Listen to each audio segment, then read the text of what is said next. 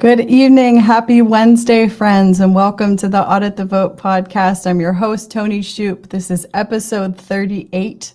My guest for this evening is Garrett Ziegler, founder of Marco Polo, which got most of its notoriety for compiling a report on the Hunter Biden laptop that the mainstream media chose to bury, that's about 2 inches thick and has the most grotesque information in it in regards to a family that we somehow allowed to lead our country for 4 years. And we're going to unpack a ton of that. But before we get to that, I have a few things that I'd like to chat with you about and announce. Of course, as you see, I'm in a real studio. How cool is this? I'm in the Tavern, Rick Green's studio on the Patriot Academy campus in Fredericksburg, Texas. This will be, unfortunately, my last broadcast for now from the Tavern because we're heading back to Pennsylvania over the weekend. And we've just had the most incredible time here over the last 2.5 weeks, being a part of one of the founding families for what's going to be Constitution City, Texas.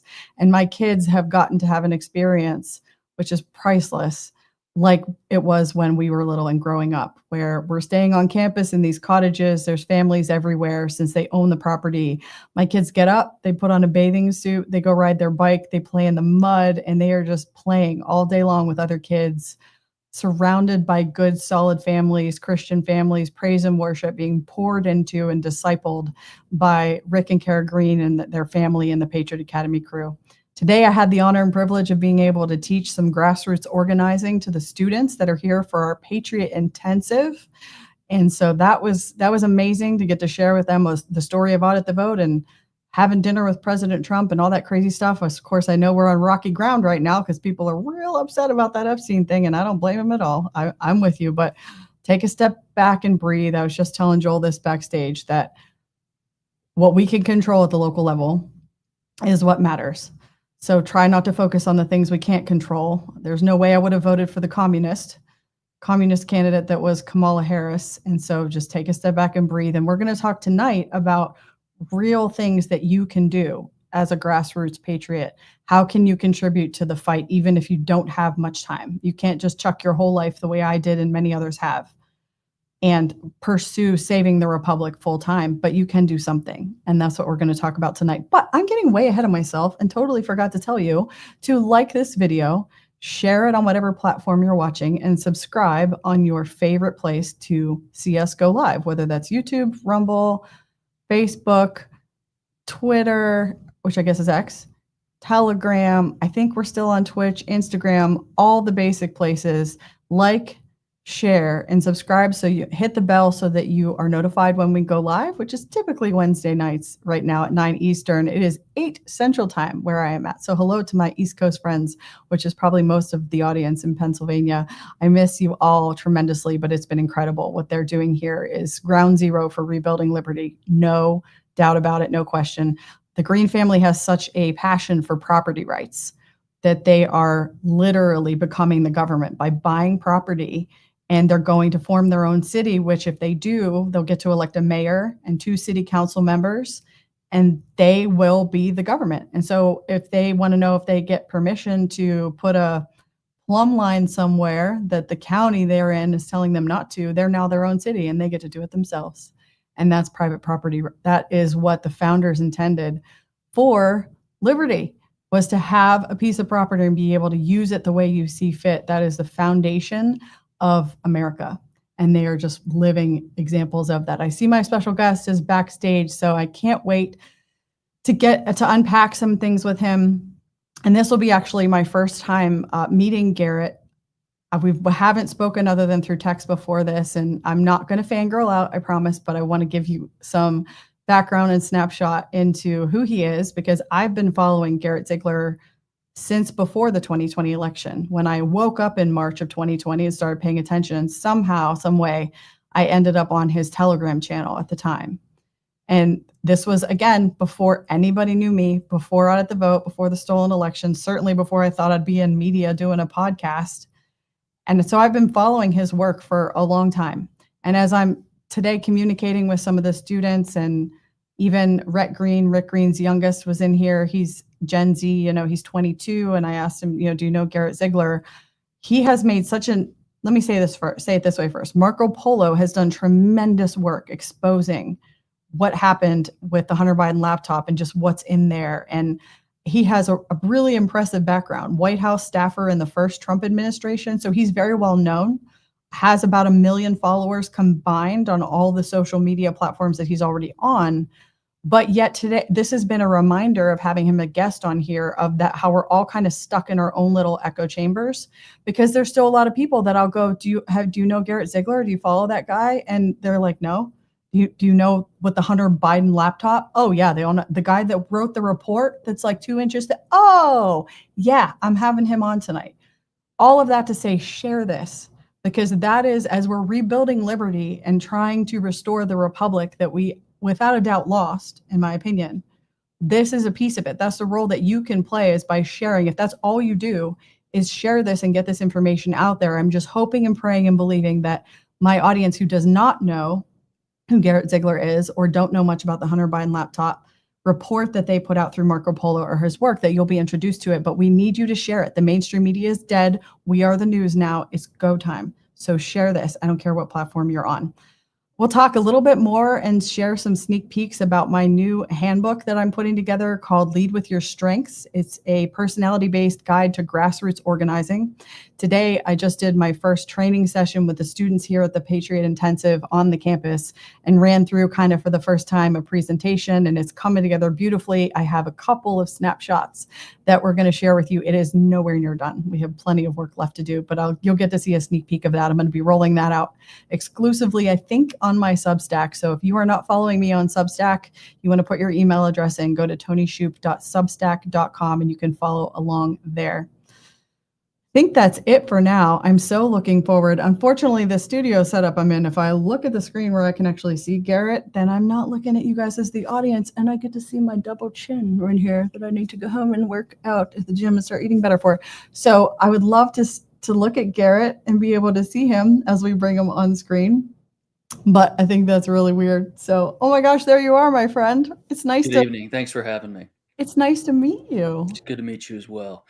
I appreciate all the kind words. It does not surprise me at all that 22-year-old who you talked about didn't know my name, partly because the cover of our book doesn't have my name, and that was deliberate.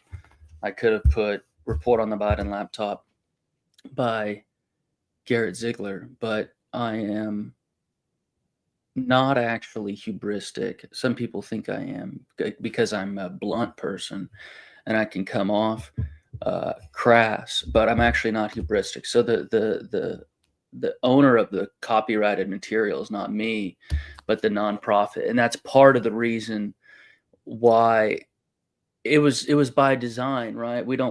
I don't care about my name recognition.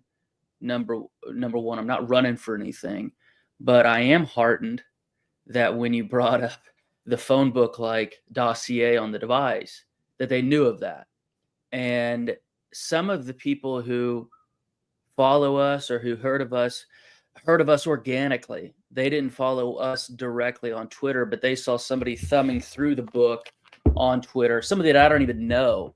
I always say to my team, like, oh, I found this in the wild. Like, I don't know this person, let alone are we not. It's not only that we're not paying them, we have no paid promoters, is that I don't even know the person who's promoting. That's actually the best. That's when you know you hit the bloodstream really well, when you have a bunch of people who don't know you who are talking about the work. So I'm very heartened by that 22-year-old. Does he have a copy of it, or did he just see the online version? He just heard of, he knows, I don't even think, Garrett, that he knows that you wrote the report. I had to tell him about the report. Yeah, exactly. He doesn't know that Garrett Ziegler did this, but he does know about the end product, which is most important. So, and I don't know, I didn't get to ask him how he found out about that, but everybody knows that the Hunter Biden laptop is out there and that something was written about it, but they don't know what's being done. I mean, the depth and the breadth that you guys went into in that is just incredible, what you were able to put together. And we'll unpack that in a second, but if you don't mind, if we back up, I want to learn, and I think my audience too. I'm, Garrett, very authentic, very real. It is what it is. I mean, I talked my talk today, I said the word poop ton, and I had a lady come up to me and be like, I love how real you are. I'm like, well, I don't have any other choice. No, I'm myself too, and I hope you don't mind if I have coffee. I drink coffee throughout the day, even at 8 p.m. Central. So it can be as casual as you want. I never, as a general rule, before we get started, I learned this from just trial and error. Nobody taught me this per se, but as a general rule, I never watch myself in interviews. That's why subtitles, if I put my interview through a subtitle generator, there's a lot of errors in the subtitles because I purposely don't want to go back and manually edit. I never have watched myself on cable TV. I think if you watch yourself, some people may do it differently, but the second I start watching myself, the second I become less engaging and I'm playing for the audience. And that's not good. And Nixon said this too to his daughter once in this famous, there was a great NBC piece. They just followed him around for the day. They didn't say much, but they followed Nixon around for an entire day. And one of the daughter who married Eisenhower, so not the one who got married in the Rose Garden, not the one who's married to Ed Cox, the chairman of the New York GOP, the other one who's married to Dwight D. Eisenhower's grandson. She came in and said, hey, this, I'm going to be on TV. And he told her, don't watch yourself because you'll start overthinking things. And I've always remembered that. I don't think I've only been on television a couple dozen times. It's not like, Charlie Kirk in the right wingosphere in the United States. I have a very strong grasp of where I am. I don't have delusions of grandeur. Like, yes, I've been on TV and I know the president and his son and all that, but I'm also not, on cable every single night. And I think people actually get less, they don't stay true to themselves the more they think about themselves on television because they start playing to the audience. Like, I can't even watch myself on TV. It's a really, really good point. And something that I could sense when I started following you was the genuineness and authenticity of what you were doing. And I'm drawn to people like that. So I appreciate it. And you'll have to give me the address of the person you were talking to. I'll give them a copy of the book. Cause that's what I do send a lot of copies of books out. Cause I don't want anybody to have plausible deniability, both the lovers and the haters. I don't want anybody in Joe's family, for example, to say that, oh, I didn't know about this book. No. We're going to sit, I bet our nonprofit has righteously, and our donors approve of this because it's lovely. We've probably spent $3,000 on this tool by the USPS where they have to sign for it, and you get a PDF of their signature back. And what this allows us to do is to say, you can't say, oh, I didn't see the book, or, they try to send me it and I won't even look at it. We want to crush that wall of plausible deniability. So a lot of people in Joe's orbit will have received the book via USPS and they have to sign for the book. I love that. I love that too. Yeah, it's great. We did that to somebody at his church. The guy who is his usher at his church, the guy's actually conservative, but Joe ran that state for 40 years. So you have all of these people on the right in Delaware who love Joe because he's their guy. And he has the book. I know that for a fact. My friend Tyler Nixon from Delaware also knows this guy. And I think we posted on Twitter. What we do is we post the Postal Service signed receipt of the recipient and then tag them on Twitter. Hilarious. But they have to confront it, right? I just don't want them to be able to say they don't know about the book. No, this laptop is insane. And I don't want anybody in Joe's orbit to say that they didn't know what was in it. I don't want anybody to have plausible deniability. Garrett, that is brilliant. That is a brilliant strategy to wake people up, to expose the truth, and to help take back our. That's just a brilliant strategy. I can't wait to hear more about that specifically. But start, if you don't mind, How did you, because you're, I think, a Gen Zer. You're quite a bit, I think, younger By than 2 me. months, yeah, I made it by 2 months. I was born in February of '96, so I am the oldest Gen Z you could possibly be. I think in spirit, I'm a little bit of a tweener. Like my wife and I are both Gen Z. She was born October of '96, so we're the oldest wing of the Gen Z, and so we get a lot of the jokes that millennials tell, and I spend most of my time around millennials. So I'm a really straddling both of those generations. I can still remember a time where we had dial-up internet. I remember there was a time when I was really young where you had to be off of the telephone to be on the internet. Totally relate. Hilarious stuff. Or So waiting for a website to load, you could like go to the bathroom and come back, and it's like, yeah, and that drives me up a wall now. I could live anywhere in the nation as long as they have fiber internet. That is the thing for me. I could live in any state, even California, if they had fiber. So I am back where I grew up. I'm 10 minutes from where I grew up in the middle of Illinois, about 2 hours south of Chicago, a town called Effingham. And my family's been here since 1850. Um, there's a Pennsylvania connection. I'm a sons of the American Revolution. My ancestor on one side, 3/4 of my family is all German. They all came in the 1800s, so they obviously didn't fight in the Revolution. But one side is my dad's mom's side is German and English, and the ancestor that did fight in the Civil War, who was a slaveholder, or not the Civil War, his sons fought in the Civil War, but he fought in the Revolutionary War. His original location in the country was Bucks County.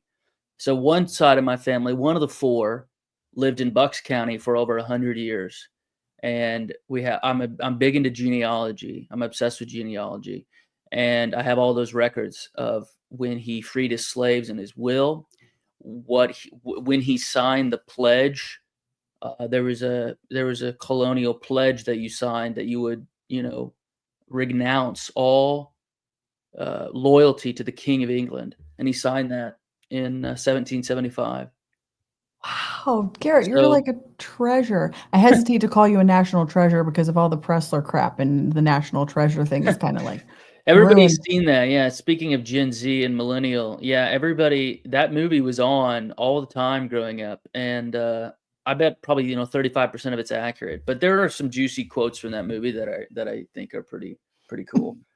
So yeah, I come from Illinois. I'm an Illinoisan through and through. And you love Illinois. genealogy and history. So was politics, how did you get into like politics? Well, I have great parents. I have truly lovely parents, and uh, that Latin phrase "tabula rasa," a blank slate. I had great parents in almost every way. One of the ways that they were phenomenal parents is I could take my interests to their logical conclusion. They were the best sort of parents where whatever natural affinity or natural skill you have, they would set up opportunities in that. Most people I was a very good basketball player. I put an asterisk by that because I was white. I was not able to play Division 1. Once I played against really good black boys, I hit my limit because I was only 6 foot tall and I was only a buck 50 in high school. So I was like a non D1 really good basketball player. But whether it was basketball or anything else, my dad and mom put everything in my path to help me, and I'm gonna do the same. I have 3 little kids now. I'm You gonna do have the three same. now. Oh Yeah, I'm my gonna do the same God. with them. My oldest, is very inclined to music, so we're gonna be doing things that that naturally cultivate that. Now, with a parent, you don't want to do things that will cause delusion for your children. So, if my mom and dad really pushed me into physics and math, knowing that I was just average in those fields, that would you're not doing your kid any favors. That's why the grade inflation thing is so terrible. Grade inflation's bad. Were you Uh, homeschooled, Garrett? I I have to was ask. not. I was not. I went to a K through 8 parochial school, Lutheran school, and then a public high school. But going back to your question, I brought up my parents just because they just did everything they could to present me opportunities based on my interest. About when I was 8 or 9, I started realizing that not all countries, when you're a little boy or little girl, you don't realize that there are different countries in the world. Sure, your country is the USA, and there's a country called Belgium, and there's a country called Singapore. You know that there are, 190 countries, but until you reach the age of reason, you don't realize the differences between those countries. And once I was 8 or 9, I started reading about our country and specifically the founding documents, and you're blown away. I would say a sad percentage of American adults still haven't read the actual American founding documents or really studied the US Constitution and the implicit assumptions about human nature within the US Constitution. So I started getting obsessed with with how did we become so different? Why were our founding documents so different? And if you go to if you go to the logical conclusion of that, if you keep digging, you'll wind up in public affairs in some way. But I define public affairs broadly. I love what you're doing. That's why I wanted to do this interview, because it's thoroughly American what you're doing. It's thoroughly American. You realize that, and this is, beyond Illinois, I think Pennsylvania is one of the top dozen states in the country. Just its history, its inventions, its people. It's such an amazing state. And you realize this is a joke. We don't have legitimate elections. I mean, yes, we can have iPhones and stuff, and our technology is great, but we're letting these vendors who we still don't know the ownership. To this day, we don't have a clue who owns Dominion. We don't. The public doesn't know. And Kamala and all these liars said this. Even up to 2018, they were on the Senate floor saying, we really ought to do something with these private equity firms buying these voting companies. And of course, they're right. Cory Booker and Kamala in 2018 were right. My friend Kanekoa the Great in 2021 put together a beautiful montage that was shared millions of times across the fruited plains of every time Democrats were talking about these voting machines. So once you start understanding the differences, at least in the founding documents, between the U.S. and all these other 192 countries, and you're honest with yourself, eventually you're going to get involved in public life, because it's a grand voyage. If I were born in Belgium, I don't know what I'd do. I think I'd still be a writer, because I have an unbalanced brain. My math and science skills are just average, whereas my reading comprehension. It's funny because a couple of people in my college always thought I was Jewish because I have a verbal IQ. That's why a lot of Jews like me, because I have a verbal. I'm one of the few white people, non-Jews, who talks as fast as them, hilariously. I've always had a very, very good verbal IQ. I got a perfect on my college entry exam in reading, a perfect score. I was like one of 12 kids in Illinois that year. Got a 36. Is that the SAT or was that something else? The ACT. I got a 36 on my ACT in reading. Now, I'm not saying that to brag. I'm saying that to bring about the distinction between my strengths. I got like an average in science. I got like, a junior college level score in science. Thoroughly average. But on English and reading, I'm top of the line. Some of the best in the country. So I just followed that, and my parents were wise enough to, be honest with me about what I was good at and what I was averaging. You never want to. That's why the great inflation is so bad. Is you want to give kids an honest assessment of what their natural aptitudes are, and in life, you try to match up what you're naturally good at versus what you can get paid for. So right now, with these Marco Polo investigative things that we're doing, it's not even work to me. Like, they have this thing on the 990 form for nonprofits. You know about it. You have to put how many hours you worked on it. I don't even think in those categories, because my life is totally integrated. Like, there is no work hour for me. Meaning, if I'm not with my kids or immediately with my wife and kids, I don't even. I'm working, but I don't even think of it as working. I'm constantly mulling on it. Like, I'm thoroughly obsessed with our investigative projects. And Awesome. well, you mentioned that the depth, and I appreciate you mentioned the depth of the detail. Yeah, I think it's the deepest digital colonoscopy ever performed on a first family. That was a phrase that I came up with. Love I that try you to use call it very that. visual language. Everybody in America has had a mom or dad go in there for a colonoscopy, and of course they got to take that medicine 48 hours and flush everything out of their system. That's essentially what we did with the Bidens. We had a probe inserted suppository style, and that was their son's laptop that was left at a repair shop. And you have financial statements, emails. I mean, the whole family drama is just laid out bare. And most men and some women on the right, although on average, women are less lazy than men. Of course, men and women are completely different in muscle mass and brain structure. But one of the advantages, I think, in the female sex, especially conservative females, is they're less lazy than men. Some guys on the right, once they reach 50 and have a nest egg, they basically just are tapped out. They don't actually do any work. Like, there's a lot of men on the right who never actually put their fingers on a word processor. It's really insane. They don't. I Anybody mean, loving this guy more by the minute? no, Just meaning they me? just bark orders every day. The difference between our group is that when I say we really deep dove on somebody, no, I'm saying I personally went in the background reports that we ran on every single contact in the Biden laptop, and I personally went through every single node, um, and that's what you have to do because the family was a complete wreck. You know, in the history of the country, there's only 46 dudes who have had this job. And because the country is Christian based and sound morally, um, that's not a lot. Meaning we haven't had so much turbulence. We've had some turbulence, but you think a quarter of a millennia, and there's only 46 dudes. That's pretty good stability.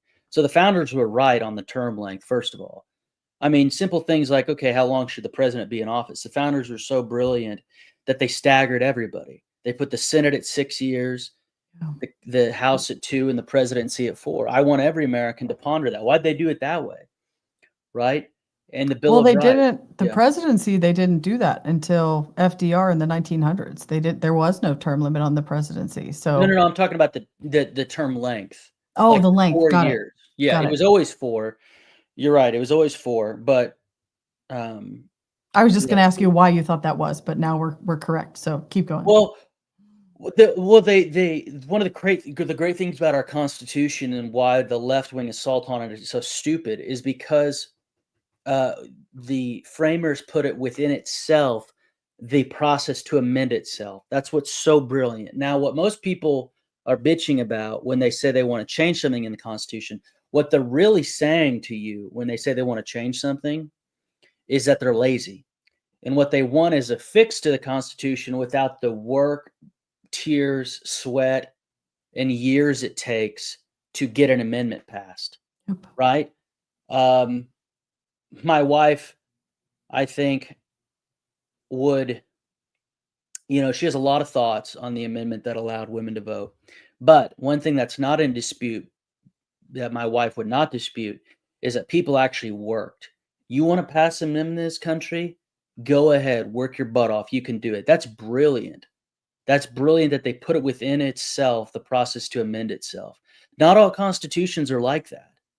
And so this idea that, oh, we're being ruled by what a bunch of dead white guys thought in 1790. No, you want to amend, you think there's something unjust about what we've got? Get 3/4 of the states to pass off on it. I mean, it's so brilliant. It gives you goosebumps.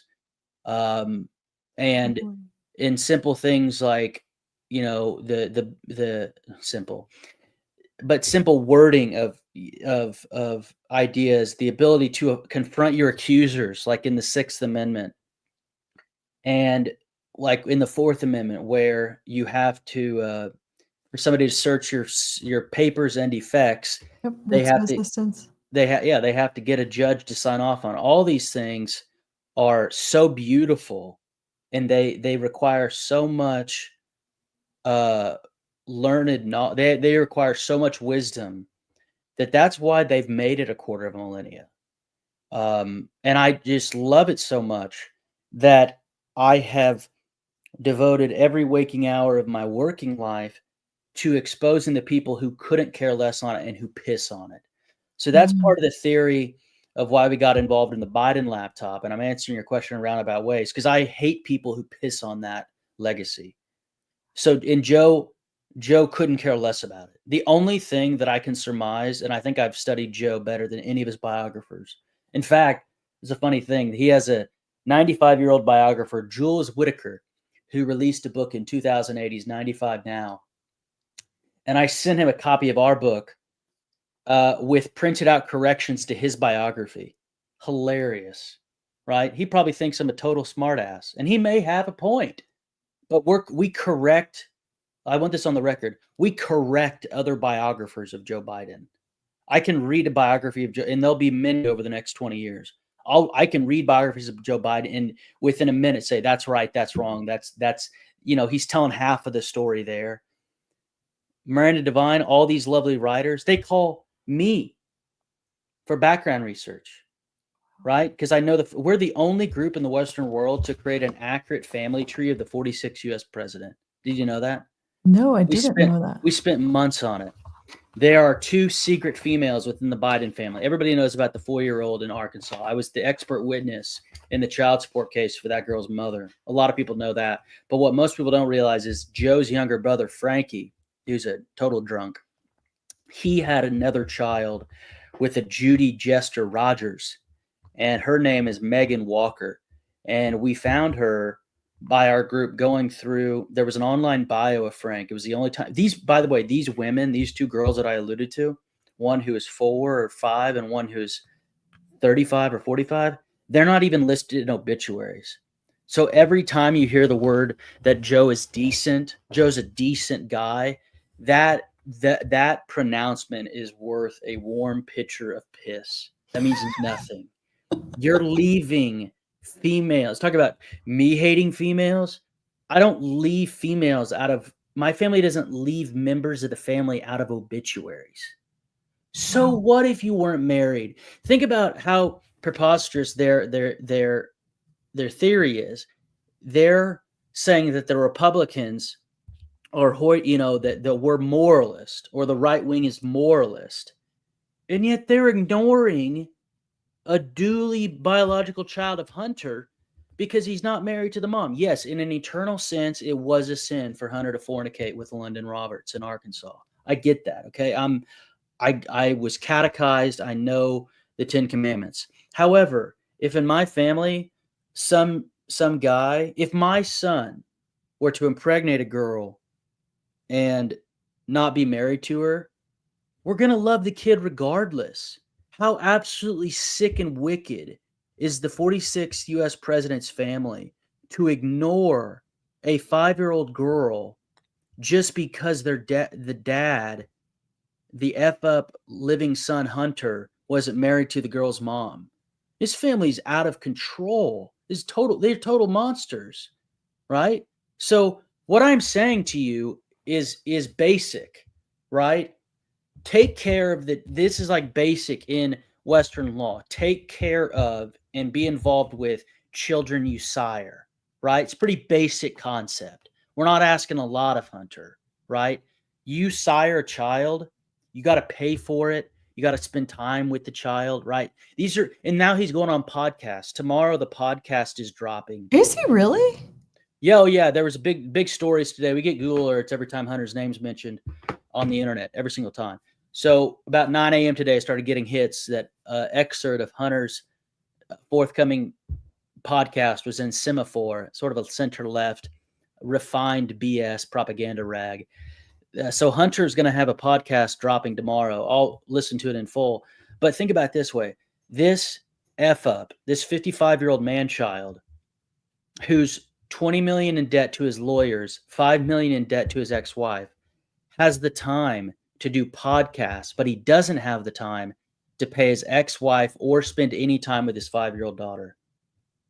I mean, it's out of this world. You know what I told reporters to ask Joe Biden? Every single day I'd say this to Josh Christensen and Stephen Nelson, who were both at the New York Post at the time. I said, when you're in the briefing room, and I've been there. In fact, my cousin, Ron Ziegler, who was the president's press secretary, for Nixon, was the first person to use that room. So I know the James Brady room, right, where Levitt has her briefings. My cousin was the inaugural user of that room. When you're in that room, I say, just ask Joe a simple question. Or ask his press secretary, either Circle Back Girl or the Black Lesbian. So All you need to say is, Joe, how many grandchildren do you have? That's all you got to ask him. Not a single reporter with a White House press pass asked Joe how many grandchildren he had. Not a single one. It's unbelievable. Imagine, look at the scrutiny they put Donald Trump under. And I love Donald Trump, but he makes mistakes just like all of us.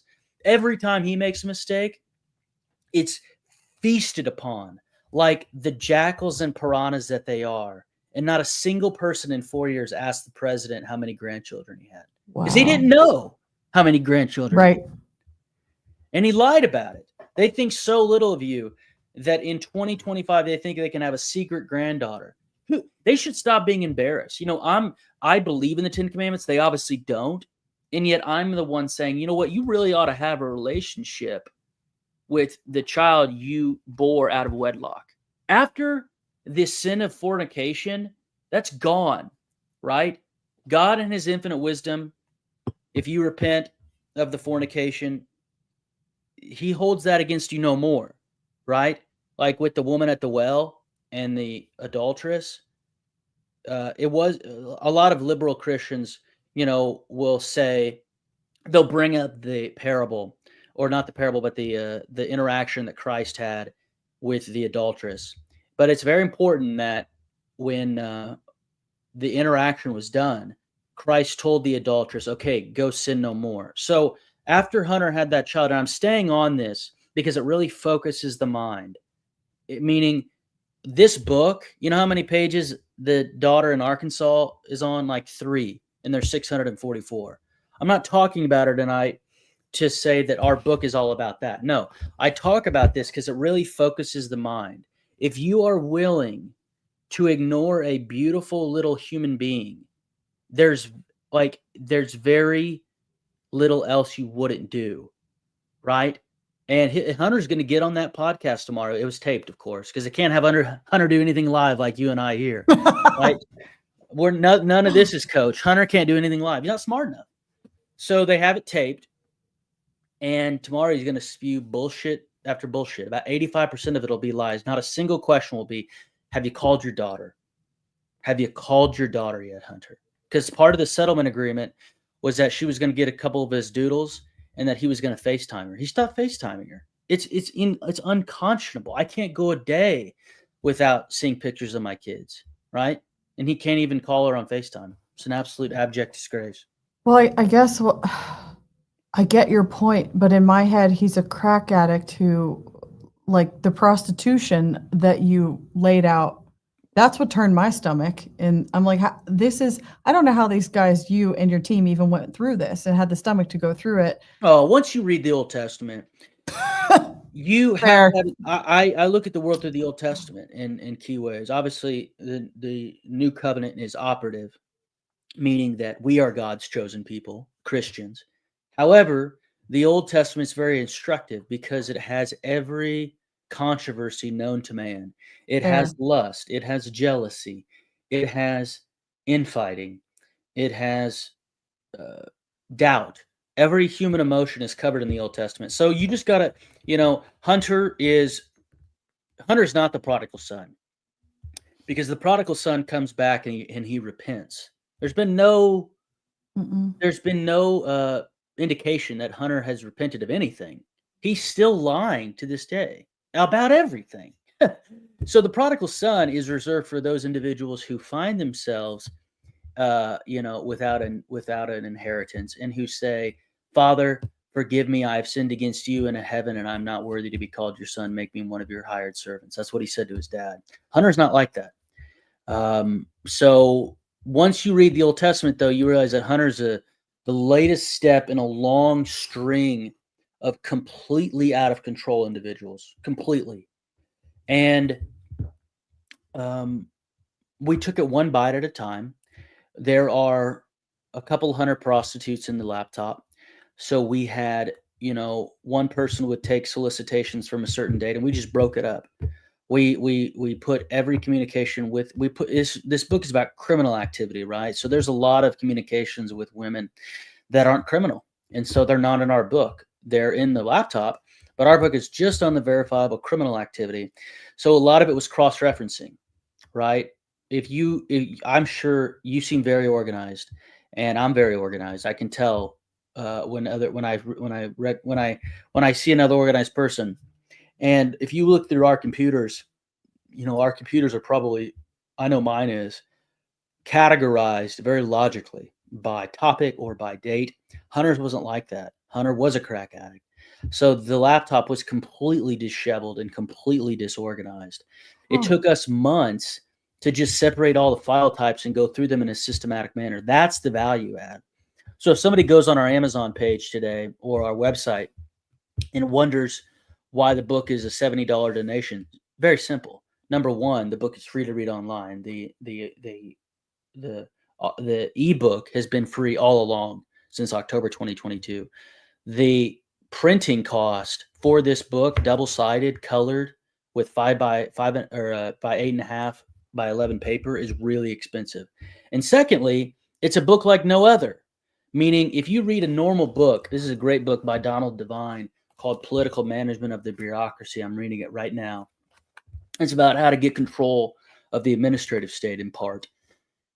Normal books don't have any color. They are 5 by 7, and they're thin. You can see the light through it, right? That's not how our book is. Our book is 8.5 by 11, colored, and it's 5 pounds. You could actually knock somebody out if you get a nice hit at the back of the skull. That sucker's a beast. And Garrett, so that's why it's expensive as hell, is what I'm trying to say. And we're not for everybody. Our type of research is not for everybody. We are not trying to be the aggregator of today. There are so many aggregators on the right, and they have their role, right? We're not going to be the DC Drano. You know why? Because DC Drano doesn't spend 6 hours a day doing genealogy. It's not his thing. So there's an upper bound limit to the amount of people who will be interested in our research. But I think that all the right people are interested in our research. I mean, the Biden family is totally obsessed with going after us and snuffing us out. Totally obsessed.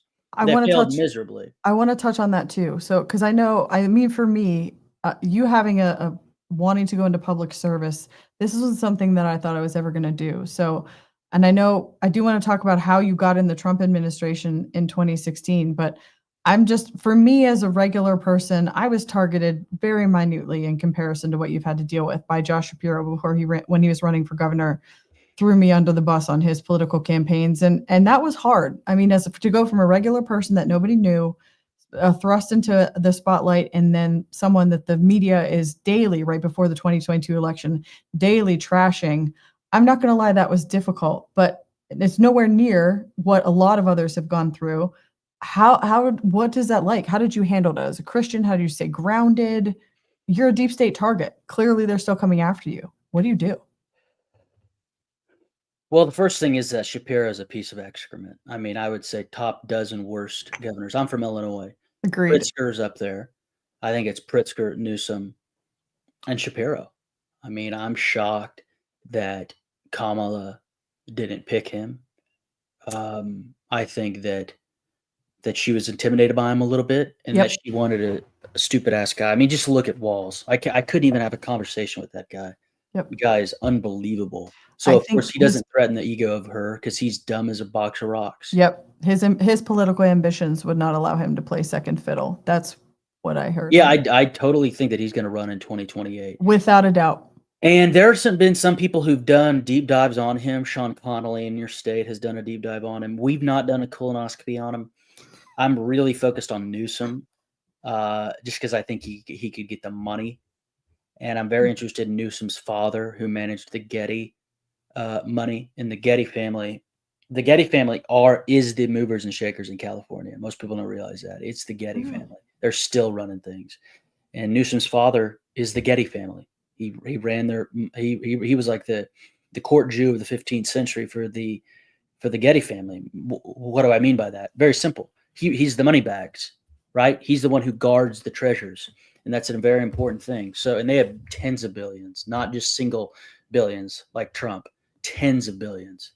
And that's a serious thing. So, how I handled it, the only way you stay even keel about this is you have a historical perspective, right? I always like to go back to what did the American founders go through? What did even the apostles of Jesus go through? Almost every single one of the apostles of Jesus who followed Jesus while he was alive got murdered. They were murdered. Some had their skin peeled off. A few of them were hung upside down. One of them was boiled alive. Oh my God. One of them was stoned. So if my greatest thorn is dealing with shit libs at Rolling Stone or Slate or Mother Jones, all of these rags are worth less than toilet paper. I mean, these are terrible outlets. Yes, they are. And they've all written hit pieces on me. If the apostles and the American founders could have their farms burned and be hung upside down, I consider it a great blessing to have to face these left wing. So that's the thing. You have to understand history to know whether something is really that, really that big or not. If somebody doesn't know history, anybody, if they don't know how bad things have been, people always say, could things get worse? Absolutely, they could get worse. Part of the reason I think we're in the position we are in America is that very few people go hungry in America. Mm-hmm. The welfare state, I'm not talking about people who are paralyzed, right? I'm actually center left in that regard, meaning that if you physically cannot work, it should not be expected of you to provide for yourself. But there are tens of millions of Americans who can do something and who are still living off the state like a hog at a trough. And those people have not went to bed hungry. And part of going to bed hungry, that will motivate people. Yep. And this is what most congressmen, because they're so cowardly, won't say. That, things can get worse. And maybe they should a little bit to snap us back into reality. Because what we're living in now is a sort of a hyper reality where nobody goes hungry. I mean, this recent bill, not everything about it is good, of course, but this idea that 80,000 Illinoisans, I hear this because I live in Illinois, 80,000 Illinoisans are going to die because of this. By them saying that means that's beyond children. There are that many adults, because remember, the bill doesn't go after people who are disabled. The bill puts in work requirements for able-bodied humans, adults, right? So the left is saying, we think you're cattle. These are the amount of cattle that we have in our state that do not work, don't want to work, and according to them, shouldn't be forced to work. Where I come from, that's an abomination. Of course we should push people off welfare rolls. If you can work, you ought to work in this country. Now, there's a whole other there's a lot of other policies that have to go through with that. And Mike Johnson does a horrible job of communicating the need for that. Meaning, we have to stop the forever wars. All the money to all foreign countries has to stop immediately. Every single foreign country, every single one of them. Meaning, the social contract has to be recalibrated. If we expect you to work if you're able-bodied, our government better not be sending money overseas, period. We should put up 80% tariffs on most product lines. So those are the trade-offs, right? Like in 1890, there was no welfare state, but there was also 80% tariffs. So Chinese crap couldn't undercut our own manufacturers. That's what I'm going to be pushing for. One of my lifetime goals is to, number one, dissolve the FBI. That's number one. I have 6 decades to do it. I might do it. And the other is to go back to our 19th century economic policy, where we only get from abroad that which we at certain times or in certain industries cannot make at home. I love it. Those are really my two, meaning defang the national police force that is the FBI. It's an absolute abomination. The FBI is more responsible than any other entity for the lack of justice displayed in this book. It is irredeemably corrupt. the entity. It's so effing bad, Tony, that no matter who we get in as director, their goal should be dissolving it.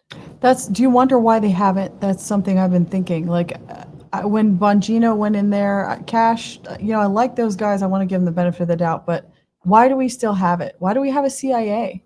Well, I think there's even a more urgent arc, meaning if I were in Bongino's position, I would say to the Congress, these men, they don't need to be in their apartments every night. You know what they need to be doing? They need to be talking to the committee heads every single night. If I were them, I'd set up dinners with head of the Intel committee on the House and Senate every single night, working them, and say, look, by January 20th, 2029, our goal is to roll up the FBI and put its essential workflows, because there are some things that we need federal law enforcement for. About 2 of those are being done right now. About 30 things that the FBI is doing, 28 of them we don't need. But the 2 that we do need can be rolled back into the U.S. Marshals, which was established in 1789. So what I would do is sell that vision to the Congress. Say, hey, we're going to have federal law enforcement, but instead of having all these different agencies, the ATF, the DEA, the FBI, we're going to have a division within the Marshals for each of these. So there's going to be a drug division within the Marshals. There will be, fugitive division within the U.S. Marshals. But that's one of my long-term visions. This alphabet soup is atrocious. It's terrible. So, from my perspective, I think the CIA is more dangerous, but I'm not looking at it from what you just shared. I was looking at it from a global, because the CIA arguably is the deep state, essentially. It is. It is. If I had to rank them, I look at them both terrible. Like, they're both turds to me. One is a turd nationally, principally, and one is a turd internationally. You cannot polish a human turd. And the CIA is so bad. The damage they've caused is incalculable. It's incalculable. The amount of human beings that they've murdered, it's so bad. And why I brought up the 2029 thing is that realistically, because of the appropriations process, you can't say the FBI is closed tomorrow. What you have to do is say, over these next 2 appropriation cycles, we will siphon off these duties, right? And anybody above 50, early retirement with the FBI. If you still want to work, hopefully some of you will, because about 5% of the workforce is honorable, you will apply to the U.S. Marshals. And if you are meeting the standards and you merit employment, you'll be hired by the U.S. Marshals. But the FBI will no longer exist. That's the goal. Because it's broken. We cannot repair its image. It was investigating grandmas. It was partnering with local police forces to go after trespassers within the rotunda who were so respectful of the place that they didn't move velvet hangers. They were walking. It's so white and Christian, like these trespassers were walking within I remember being at the White House watching it on C-SPAN, and these dudes were walking in between the velvet ropes in Statuary Hall. You were in the White House watching that happen on C-SPAN. Yeah. And all these Republicans like Tom Tillis, he triggers the hell out of me, because he most of the American founders wouldn't urinate on Tom Tillis if he were on fire. He has so little. He really thought his life was in danger that day. Mike Pence to this day thinks his life is in danger. Really? Yes, they believe that delusion. They have no idea what the American founders went through. Tom Tillis, I was here at the Capitol. They were yelling, hang Pence. So one person out of 2,000 is yelling, hang Pence, and they think that's a true threat, when the guy didn't even have a noose with him. There was no noose. What are you going to hang Pence with? His tie? I mean, this is the absurdity. And Tom Tillis is a grown male, and he's spewing this bullshit. Wow. He will lose. I will predict that Tom Tillis will not be in the Senate in January of 27. What state is it in? North Carolina. He's freaking terrible. And I mean, it's a joke. It's a joke. They truly thought some of these guys were such wussies that they were like hiding underneath the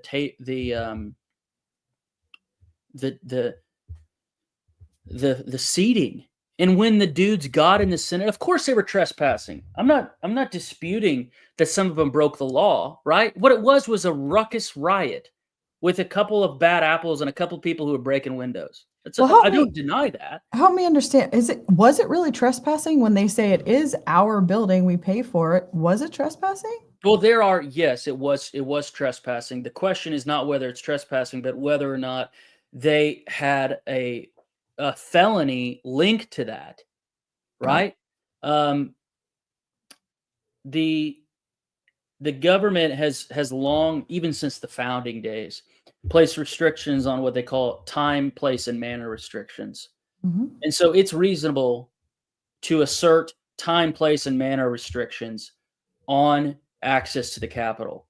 But the idea that everybody needed to be charged with a felony was preposterous. It's an absolute joke. And to your point about grandma and investigating grandmas, I've spent the whole week with Rebecca Lavrance. I don't know if you've connected. She's known as the J6 praying grandma. So, and I've spent the whole week with her. I know that name, of course. My goodness. Yeah.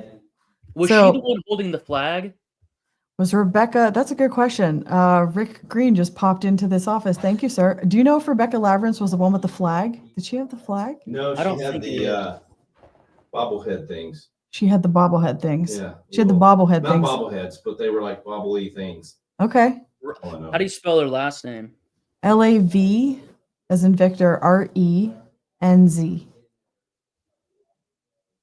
She's known as the J6 praying grandma. I actually just interviewed her last week because we're here together. Okay. Eventually, Mr. Green, you have got to meet this guy, Garrett Ziegler. Garrett, I texted him and asked him if you guys had known each other. Are you familiar? You're so up on history. Do you know, do you follow David Barton with Wall Builders, or do you know who those guys are? I've heard of the entity. Okay. But I'm not aware of the particulars. David has, well, and this is side topic, we'll get you connected. David has the largest private collection of original founding documents. Holy yeah, and he's in Texas. And so where I'm at now is in Fredericksburg. I believe the Bartons. My favorite towns in Texas. A lot of Germans there. I'm German, so it's great. So one of the things I do, I work for Patriot Academy. They're building a campus in Fredericksburg, Texas. I have a book of theirs. Yes. I have a book of theirs. I spoke in Giddings in December. And somebody at the talk I've gone to 31 states so far. I spoke 31 times, but to 28 states. And somebody at the Giddings talk had a Patriot Academy. I can't find it right now, but I'll get with you offline. Yeah. But I've been to their website and everything. Awesome. So yeah, I would love to get you connected because when you're not far from the flooding. No, I'm 30 minutes. Yeah. 30 minutes from the flooding. And we got here actually the day I got here on July 2nd. I think the flooding started the next day. So they even organized and down here and are trying to figure out how to help. And it's been a whirlwind, but I came down here. With those little girls. Oh, I would live there if I lived in Texas. I'd probably move to Fredericksburg. We got to get you down here so you can see this campus. Gorgeous. The hill country's gorgeous. This would blow your mind what he's doing with young people and the vision that he has to raise up a generation of true patriots and statesmen and educate them on all the things that you just talked about. So beautiful. Any rate, if he walks back in, my audience are asking for guest appearance with Rick. If he walks back in, I'll have him stick his head behind the camera and say hello to everybody. So I've been on a monologue. What else would you like to discuss? You're rolling. This is great. My audience, I'm sure, is loving this. If we could drop the mic, they would be like a mic drop after mic drop. I love the one-liners. What did Melanie say? We need to write the phrases down in a book. You can tell he has little kids because everything's about poop and pee. And I haven't done a diaper, but because I have a weak stomach. But you haven't done a diaper? No, I puke if I do it. But I do a lot of other things that most dads don't do. I was just going to say you'd puke at a diaper, but you wrote the Hunter Biden laptop report book. Something in my... Yeah, for me, weirdly, I have a very good... I had terrible eyesight. I had to get LASIK surgery. Like, I was legally blind. I couldn't even drive a car without my contacts. So I got LASIK. But I think in God's infinite wisdom, when you have when one of your senses is poor, the others get enhanced, right? That's why people who go blind have very good hearing. I've always had a very strong sense of smell. So it's funny because most people in my family, when we have, our 2-year-old walking around, I can smell that the 2-year-old needs change from like 30 feet away. And before they come into my office, because they always want to butt their head in my office, I, have them go get changed. But I can smell them. I can smell them. It's That's so adorable and wild. hilarious. That is wild. I'm trying to think of what are the questions I wanted to ask you that you didn't already answer because you've done a good. Talk about what was your experience? First of all, how did you get a job in the White House, Trump Yeah, administration? So I graduated college in 2018, but before that, I interned in 2017 in the White House. And during that process, I got to know Peter Navarro. Peter Navarro has been since 2015 with the president. He has the same position now as he had in the first term. And Peter was a professor at UC Irvine for 30 years. And so he's very comfortable around younger people. And he's a very hands-on guy. I love Peter, like an uncle figure. I used his research when we launched the petition for the audit of the 2020 election. A lot of his I helped with the first draft of that. I helped Did write you the first really? draft of that book. Oh, absolutely. Oh, that 3-part report. Yep. I was one of the half a dozen people who helped with all of his reports. Wow. So that was where Peter is a very special human being. But, Peter and I have heretical views. By heretical, I mean we actually believe what the founders believed. So all of these people, and Massey, by the way, Massey's right on like 70% of issues. Rand Paul, right, mostly all the time. But these guys are so wrong on trade. They actually think they know more than George Washington. It's very interesting. All of these conservative libertarians who I agree with on almost every single issue, they have bird brain takes when it comes to commerce. They don't know. They don't have the first clue what they're saying. They are saying that they know more than the American founders on trade. That's how ridiculous this is. So Peter and I hold the views that the American founders have on trade. And what this means is that makes them a minority in the Republican Party today, not in the populace. The public gets it. That's why Trump has won 3 times. The public understands, but the political class in the GOP, they've lost their minds because a lot of them are controlled by Wall Street, and Wall Street wants to offshore the jobs because they want to take advantage of wage, environmental, and regulatory arbitrage. And they don't care about the country. They want to strip mine the country dry, and we don't care. We don't care about Wall Street. We want to increase employment. One of my lifetime long-term goals, along with getting rid of the FBI, is totally change the economic metric system of the United States. This whole GDP thing out of commerce is a sham. Trump should announce starting in 2027, GDP will no longer be calculated by the federal government because it doesn't matter the actual health.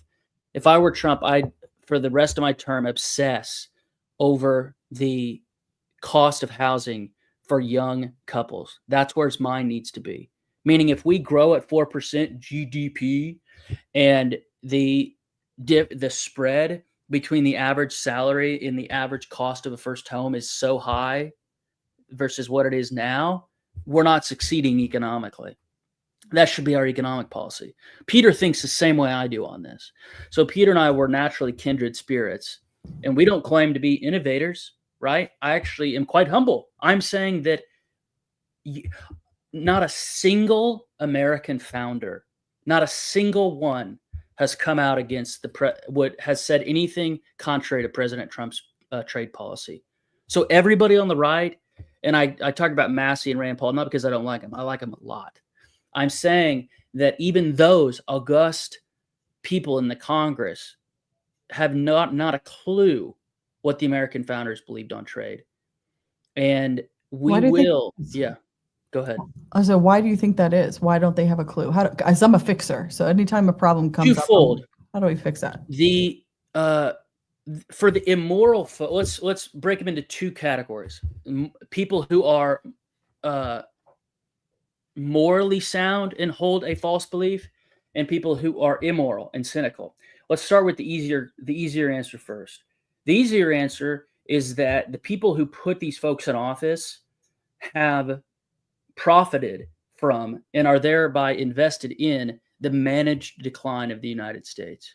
Think of the Chamber of Commerce, Club for Growth, Americans for Prosperity. They don't care about domestic employment.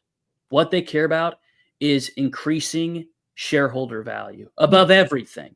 What does that mean? That means if you can make a piece of crap widget overseas and lay off everybody in the United States and thereby increase your profits because they're employing slaves, they're a slaver. They're no different than late 18th century folks. They're slavers. They want to take advantage of arbitrage. I get the game. I'm saying that's immoral. So those are the cynical folks. Those are people who get their campaigns paid for by Wall Street and by the Chamber of Commerce. Those people are scum, right? And it's easier for me to just decimate those people. I'm still young yet, so I have some time, right? But when I get a little bit older, I will start. It's easy to pick off those folks because the public sees it. It's clear as day, right? They're prostitutes. They are hired prostitutes for Goldman Sachs and the Chamber of Commerce. I'm not talking about your the local Chamber of Commerce. I like my local Chamber of Commerce because it's from the county and it employs people, right? I'm talking the National Chamber of Commerce, whose office is right on Lafayette Square. I've been in there. They've tried to lobby the first Trump administration, right? I didn't buy into their BS, but I heard them out. And the second group is a little bit more difficult to deal with, and that's where Massey and Rand Paul are. They actually believe that the founders are wrong. It's preposterous and it's ahistorical. And they don't realize that the founders' views are what made America strong in the 19th century. There is no American exceptionalism without our trade policy in the 19th century. What made America the top dog is our economic strength. They are in one breath condemning the president on his trade policy, which seeks to return us to what the founders believed on trade. And in the same breath, not criticizing China for doing that very same thing. Right? So those people are, because I know that the Chamber of Commerce and the Wall Street, they don't necessarily give money to Massey and Rand Paul, right? So it's not a cynical thing on their part. They are actually deluded. And we will kindly or not so kindly destroy that. There is the most interesting, we talked about Gen Z and the generational differences at the top of the interview. One data point that everybody needs to be aware of is my generation, Gen Z, on a male side, on just looking at males, is the most conservative since the start of industrial polling. The most. You look at 18 to 30-year-old men in the last election, highest percentage ever to go for Trump. Wow. People are tired of it. The people I went to high school with hate DEI shit. Do they really? That's awesome. I can't think of a single high school classmate of mine. And again, I went to a small high school, 85 students per class, 300, whatever, 280 kids, 300 kids, very small. But I can't think of a single one of them that voted for Heels Up Harris. She's despicable to us. Now, good news, right? Not so fast. The women in my generation, 18 to 20, or 18 to 30, excuse me, never voted in higher numbers than for Heels Up. So what the story is going to be in 2040, when I'm middle-aged, is a siphoning off of the sexes. You'll see it's almost like when a collie dog herds sheep, they're going to go into two huge buckets. And I think by 2040, you'll see the female candidates, getting 80% of the female vote. And some of the people will dive deeper into this divide, and they will stoke it. And that's what the people who are satanic and the left-wing folks, they want that. They want a dissent. They do not want harmony between the sexes. because harmony between the sexes makes stronger families. Yep. Stronger families breeds more acceptance of the American way of life. Yep. And if we want to go really spiritual, we say it's the reflection of the image of God as man and woman together. So that's of course. Of course, one thing I love debating shit libs. One of the simple truths that needs to be repeated more is that Christianity is the only popular religion worldwide that really gives a shit about women. True. Nobody else does. Garrett. Every single major religion, Buddhism, Islam, Hinduism, Judaism, they have a lower view of women. Don't take my word for it. Actually read it. I've read the Book of Mormon. I've read the Talmud. I've read the Quran. I've read every single foundational text. Christianity actually has female saints. I mean, most people just take this for granted, right? We have female saints. So this idea that I or other right-wing young folks don't like women, it's an absolute joke to me. And I don't give it any mind. I just say that to bring it to draw attention to how stupid their arguments are. Yep. Yeah, men and women aren't the same, of course. I mean, watch a WNBA game. I mean, my God. But that doesn't mean that women, like I said earlier, I find that older women especially are less lazy than men. They're more activisty, and I like that. They're more willing to put their nose to the grindstone. So that's a strength that we can, we're made anatomically and personality wise to complement each other. And leftism, because it's horrible on human nature, it gets the human nature wrong. And leftism is so degenerative and satanic that it tries to separate what God has naturally tried to fuse together. Totally agree. I could ask you so many questions, Garrett. And we don't have to wrap up. I try to stick to an hour, but people are still on and watching. And so we'll keep going. Well, what other questions does the audience have? I like engaging with questions, both positive and negative. Good. I'm not seeing any in the chat, but I'll tell you ones that I get all the time on the ground here's one. What's the most egregious thing or a handful of what were the worst things you found that went into the report, Hunter Biden laptop report? So there are 3 big sections in the report: business-related crimes, sex-related crimes, and drug-related crimes. I urge everybody to go read the book for free at bidenreport.com. It's a downloadable PDF, or get a physical copy. We're on Amazon. If you go to bidenreport.com, it'll take you to all those links. So just remember that link. The most egregious one from a national perspective is their close and deep relationship with the Chinese communists. They took at least, this is a floor, not a ceiling, at least $7 million from people who personally knew Xi Jinping. Wow. Personally. And so that's why the business-related crimes is the first section of our report. Sex and drug are second and third. So we go into his business-related violations, then we go to human trafficking and prostitution. You mentioned that. And of course, we learned so much about human trafficking and prostitution through this. We've become experts in peer-to-peer payment networks. One of the things that Hunter was so stupid about is that he paid his pimps and prostitutes on Venmo. So we became experts on Venmo. We know we know the functionality and features of Venmo. If he were really sharp, he would have paid all the hookers and pimps in cash. Once we have somebody's Venmo profile, it's over. I'll know. I'll be able to make a family tree of them in 2 days. Once there is so much information harvested on Venmo. In fact, the Bidens have such poor OPSEC, such poor operational security, that there was a Business Insider story in the spring of 2021 that Venmo had actually changed their source code as a result of the Biden family. A left-wing reporter thought he was being innovative and found all the president's family's Venmo accounts, and Venmo actually changed it to where by default now your friends list is private, whereas before your friends list was public.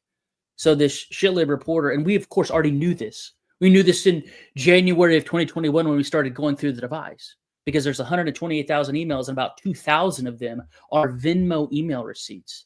This guy had on his laptop an email receipt from Venmo that he sent like $2,500 to a pimp. So what did we do? Well, I got on my app and looked up the guy's Venmo name, downloaded all the friends list. Within a day, we have a whole link analysis of I know who this guy's dealers are. So Hunter's getting the crack here. We have the Venmo name of the guy who's providing him the crack. If I dig further, I can find his upstream. Hell, I might even be able to, if I keep following it, if they all paid on Venmo, find out the Mexican cartel member who originally brought it into the country. I mean, this is, if we had a serious government. Yeah. And you should be running the FBI. That would make some people laugh because of my youth, but I can assure you that I would have had a better communication strategy than what has occurred over the leaked press release to Axios. Remember, this all started last Sunday when somebody inside the Bureau or the DOJ leaked it to a notoriously left-wing hit job group called Axios. That alone that was almost as triggering as the content of the press release itself. In that press release, the 2-page undated, unsigned press release, they said civil liberties experts got to look through the Epstein material. Well, I don't know about you, Tony, but I would be confident in saying that I am a civil liberties expert by any definition commonly accepted. So who the hell did this administration, which civil liberties experts did they hire? Did they lie in the press release, meaning there was no civil liberties experts, they just made it up? Or are they going to reveal which civil liberties experts they got from the outside to comb through the Epstein material? Because I know somebody, namely yours truly, who could create a link analysis that would blow somebody's socks off. I mean, if we got you just give me 3 months with the Epstein material, we could at least get 15 to 20 federal indictments. 15 to 20. And because people can't do crime like they used to. In the 80s, before cell phones, before the mass adoption of credit cards, you could move large amounts of cash relatively undetected. That is impossible today. Even if you pay in cash, the amount of user data that you leave everywhere. That's why the FBI was so tyrannical in hunting down all these trespassers for January 6th. Because even if you turned off your phone and you left it in Virginia and you didn't take it to the Capitol that day, they're going to have your flights to Virginia. They're going to have your phone pinging at a tower in Virginia, right? So, and that's all the probable cause they need to get further warrants. So it's a joke what's happening. The president, I think, will realize that this is very important to his base and he'll change course. But all the people who, in my opinion, they're getting so, they jump ship too quickly and they don't know how to convince anybody of anything. So everybody right now throwing shade on the president and saying he's a lost cause. To me, they're just publicity hungry. That meaning I actually want this to change. And you're not going to get it to change by just throwing your arms up and saying everybody in the Trump administration is corrupt, right? Of course that's not true. It's the most logical reason right now is that Cash and Bongino are being swarmed. They're outnumbered. They need to do mass firings. They're promoting people like the Jensen guy as head of the DC office. That's clearly an enemy of the state. So I don't want them to get played. That's what I fear more than anything. Not that they're corrupt, but that they're just going to be smothered. I would agree. Like a fat guy laying on a mattress. Because you and I both know they're still deep state actors all throughout. Exactly. And it's like guerrilla warfare. That's why our new logo plays on that verse from Matthew. Because Jesus tells his apostles that he is going to send them out and they ought to be wise as serpents, but harmless as doves. So our new logo is a serpent being held by a dove. And our first logo was a dolphin for obvious reasons. Dolphins don't travel alone. This was a group OSCENT effort putting together this book. It wouldn't have been possible with one person. That's why my name's not on the cover. And that's why that person you met with today didn't know me personally, because it's not the Garrett Ziegler Research Group. So the dolphin logo was a an indication that this was a group effort. Dolphins always travel in packs. They call them pods. But I like the Matthew logo better because what I fear with Cash and Dan right now is that they're not being as wise as serpents. And you really have to be as wise as a serpent to make it out alive there and to win. Remember, the FBI has to be dissolved. That's the ultimate long-term win. Yep.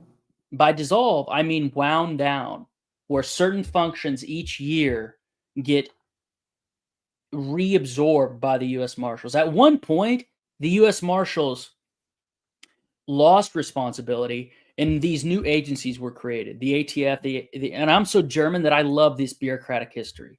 Most people get bored. They can't even stay awake. I love getting into the meat of it because that's where the power is. That's how they grind you down to a pulp. And the quickest way to get rid of all that BS is just say, no, we're not going to play that game anymore. The ATF is done. Yep. The ATF is pardon my French, the ATF is a shit stain on the American Republic. The ATF is a joke. The ATF shouldn't be there. The ATF killed a father 2 years ago in Arkansas. They shot him in the forehead with a rifle at dawn. Do you hear about this?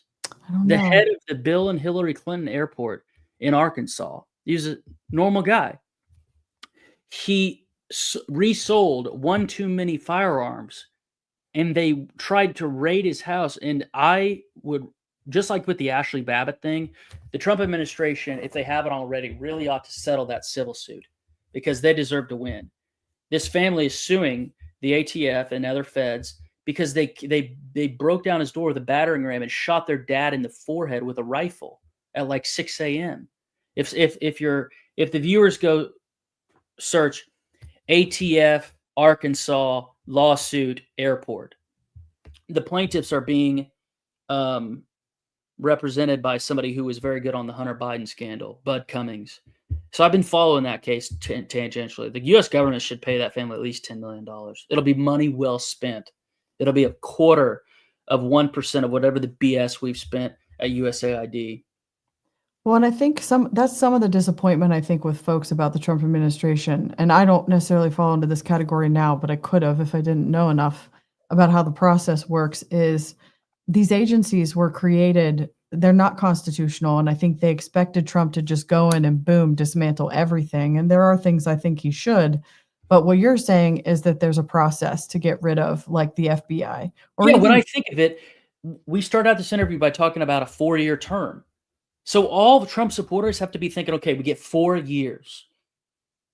Meaning if we start out in a sprint, I wasn't a great track runner. My sister was. If you run an 800 and you put everything into that first lap, or a better example for Americans would be a horse race, right? Very rarely at the start of the Kentucky Derby does the horse that got out first in line, who's hugging the rail, win. Most of the time, that horse at the back turn is getting passed, right? You want to be that horse that has the final sprint left in it. And as the jockey, this is the jockey's job, right? It's why it's such a primal thing. I've always been interested in jockeys because it's harder than people think. You're on top of a 30 mile an hour living beast, and it's violent, and it's just a fascinating way of life. But your job is to control the animal to where they're in a position at the final stretch to push for it. Same thing with the FBI. We can't expect it to be gone October of 2025. The goal should be by January of 2029 for there not to be an FBI and for its essential responsibilities to be devolved back into the U.S. Marshals. Why do I say the U.S. Marshals? Because it was good enough for George Washington. that was my next question. Why the U.S. Marshals? What's so special about that? Because if it's good enough for George Washington, it's good enough for me. Meaning they knew there was a place for the federal police. You got to protect the judges. You got to get fugitives, right? That was the key thing of the U.S. Marshals, because each state has to be jealous about their rights, states' rights, which I treasure. But if you have a multi-state manhunt, who's going to, you're not going to have the state police of one state go into the other states. That's where the problem, that's the goal of the Marshals originally came from, right? that there is going to be intrastate crime that is going to exist. So it's not that I don't think we need a federal marshal service, but what has happened today is the alphabet soup, like an octopus, has enveloped Republican government, not large R Republican, but small R Republican government. And what I'm trying to do is get each of those octopus arms out. And the way you do that is you simplify it. They win by complexity. They win by having an ATF, a DEA, a DOJ, an FBI, right? That's brilliant. I love So it. I'm very obsessed with this idea. And I've, of course, brought it to every PPO person. And I'm an interesting bird. I'll just put it right in somebody's signal chat, a 4-page PDF memo. So they can't say that they didn't know about it. I don't want anybody to say they didn't know, right? Yeah. I was going to say, Garrett, I hope this isn't the last time you'll let me interview you, because I feel like we could literally talk for hours. This is so... Well, maybe next time we can do it in person. I'm going to be the last stretch of my book tour. I'm going to be in the Northeast later this year.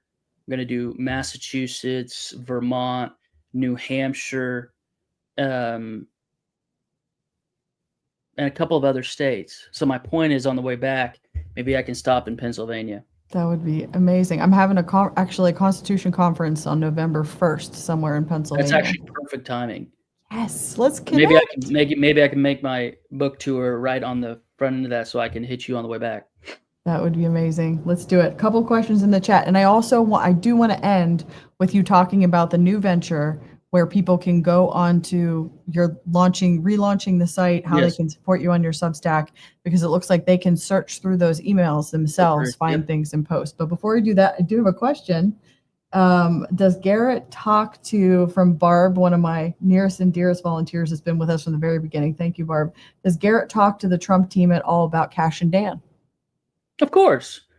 But define Trump team. I mean, all my old colleagues, half of my old colleagues are back in the administration.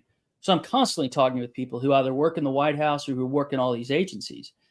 But it's not a matter of talking. It's a matter of the people with the statutory authority having the will, both political and moral will, to implement it.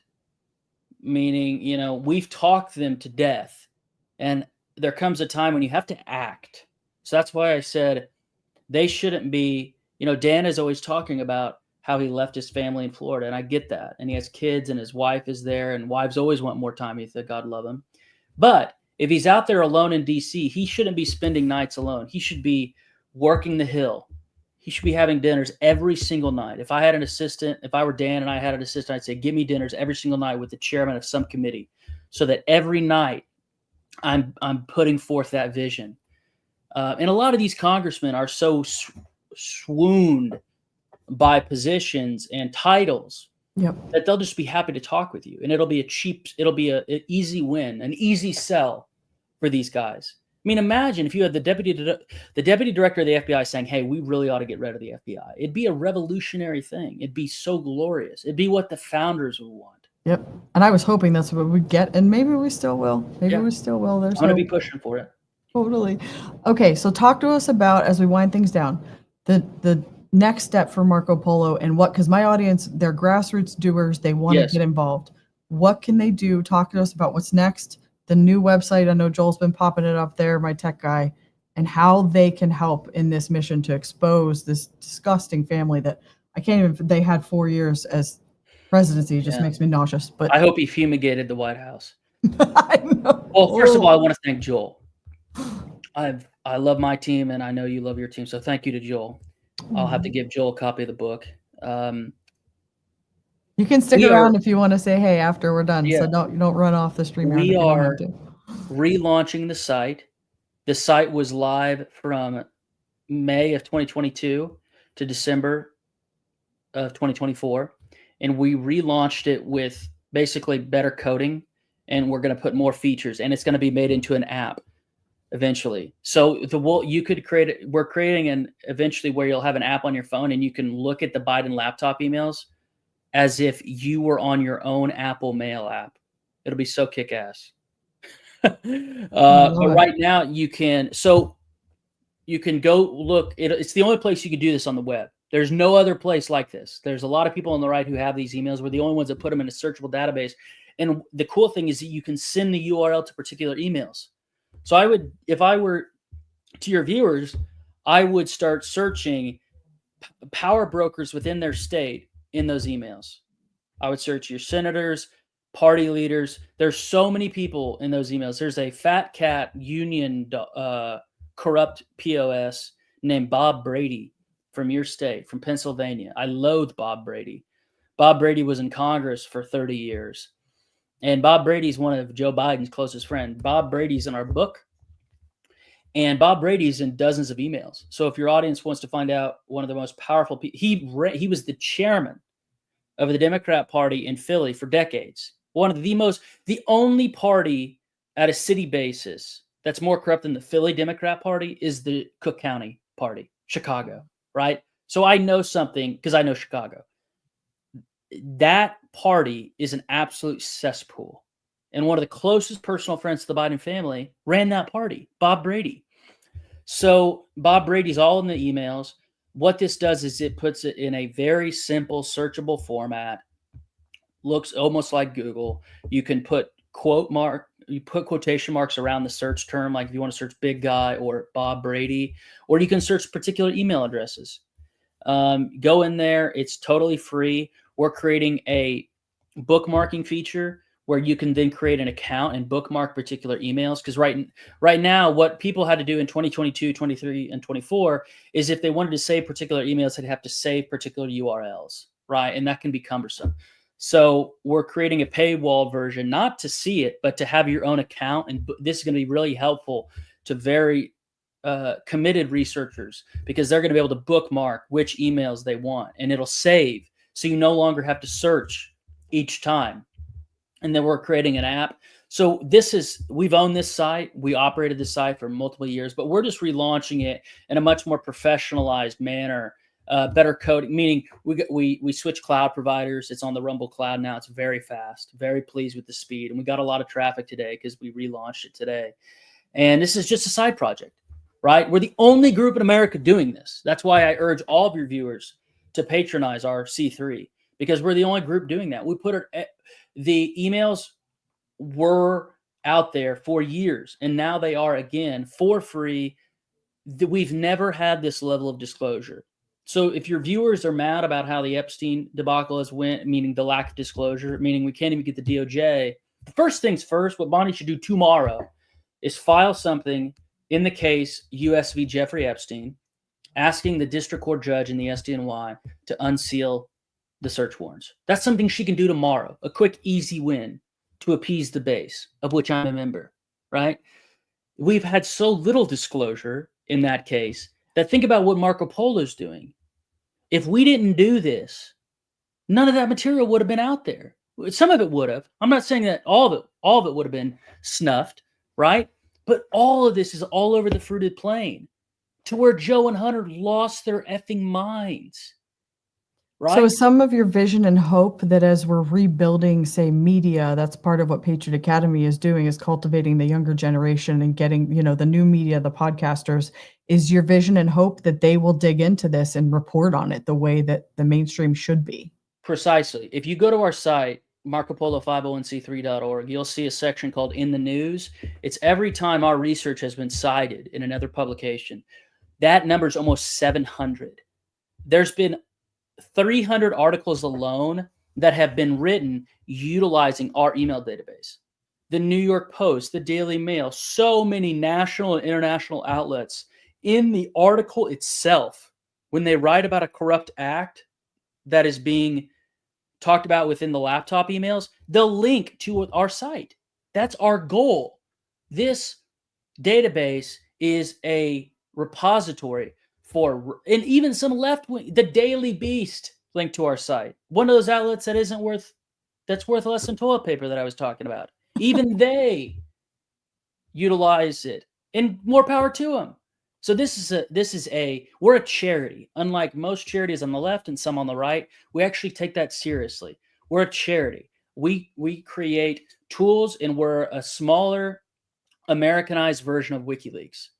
We actually trust the public that they can sift through the material themselves. Our book is collated, yes, and we explain, but not every email is in our book. There's 128,000 emails, right? So some emails are not in our book because at the first look through, we couldn't find a statute violation. But I've had so many times people will text me out of the blue or write us a note. We have a contact page on our site, obviously. We're on Telegram. We're on all right-wing social media, True Social, etc. They'll reach out and say, hey, I didn't read your book and I didn't even know about it, but I was searching your site for a particular name and something came up.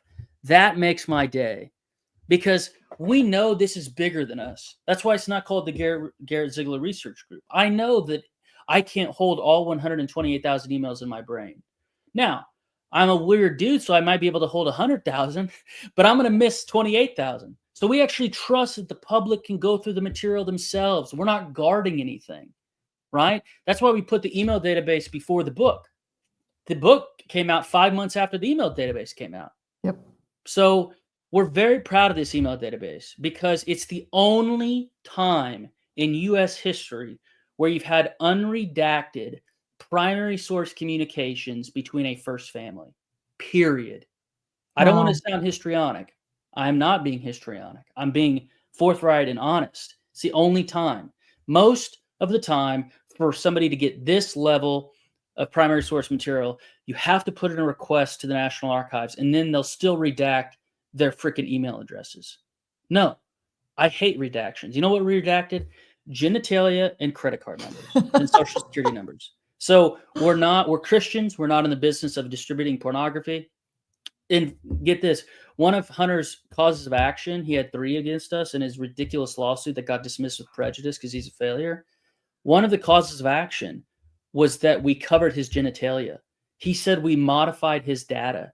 So according to Hunter Biden's lawyers, according to their own logic, they would have preferred their client be butt naked in our book. That's what they told us. Because they said we modified his data because we covered his penis. Oh my goodness.